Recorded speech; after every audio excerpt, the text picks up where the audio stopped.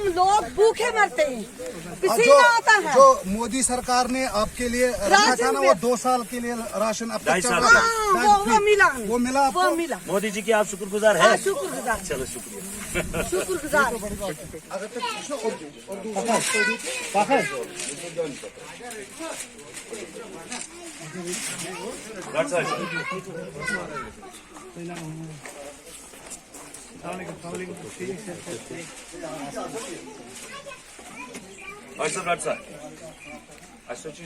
पत्नी हुक्म बात नहीं होगा।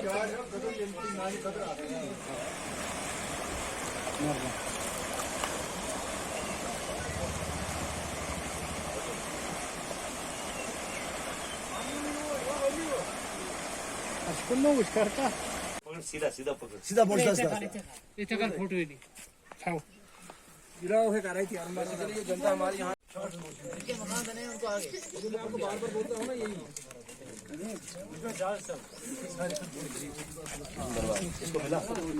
नहीं, कुछ नहीं मिला मुझे। कहाँ मिला? ये देखो, अंदर चलो, अंदर चलो। देखो, बाप भी गुजर गया, माँ भी गुजर गई, उन्होंने बनाया था ये प्रोग्राम चल रहा है।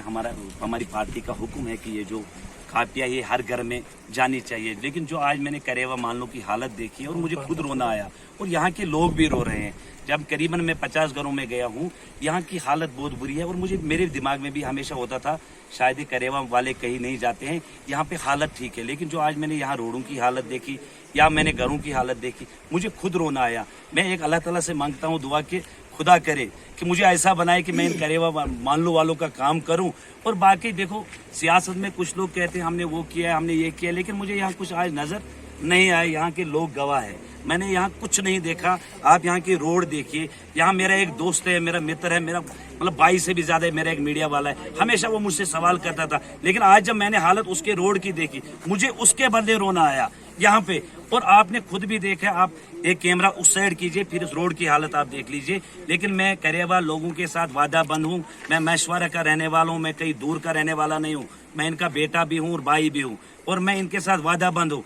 जितना मुझसे हो सके, जितना मुझे हो सके, मैं इनका काम करूंगा। और आज के बाद मैं करेवा मानलू की तरह, अगर मैं आज तक 40% जान देता था, आज के बाद मैं वादा करता हूं मैं 100% जान देता हूं। क्योंकि जो यहाँ के लोगों ने मुझे प्यार दिया, जिस तरह यहाँ के लोगों ने मुझे वेलकम किया है, और आज मैं इन लोगों को मुबारकबाद देता हूँ। और आज के बाद मैं और मेरा यूनिट, पूरा यूनिट, बीजेपी यूनिट करेवा वालों के लिए जितना हमसे हो सकेगा हम करेंगे। चाहे हमें लेफ्टिनेंट गवर्नर साहब के पास जाना पड़े, एडवाइजर साहब के पास जाना पड़े, डिविजनल कमिश्नर साहब के पास जाना पड़े, जरूर जाएंगे करेवा के लिए। क्योंकि आज जो मैंने करेवा की हालत देखी है और मुझे बड़ा दुख हुआ, मुझे बड़ा अफसोस हुआ। क्योंकि मुझे आज तक शक था कि करेवा में बड़े काम हुए, लेकिन जो मैंने आज करेवा में खुद देखा है, आंखों देखा, और आप मेरे साथ थे, करीबन हम 30 घरों में गए हैं, लेकिन मैंने यहाँ बदतर हालत देखी है। और मैं आपके माध्यम से अपने डीसी साहब को एक रिक्वेस्ट करना चाहता हूँ, थोड़ा ध्यान इस करेवा की तरफ दे दीजिए।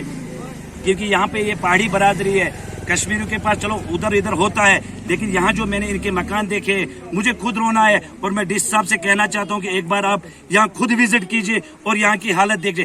कल ये ना हो इन लोगों को मैं अपने साथ उठा के डीसी ऑफिस पहुंचूंगा, फिर मुझे नहीं कहना, क्योंकि यहाँ के गरीब लोग बड़े सफर कर रहे हैं और बड़े सफर में।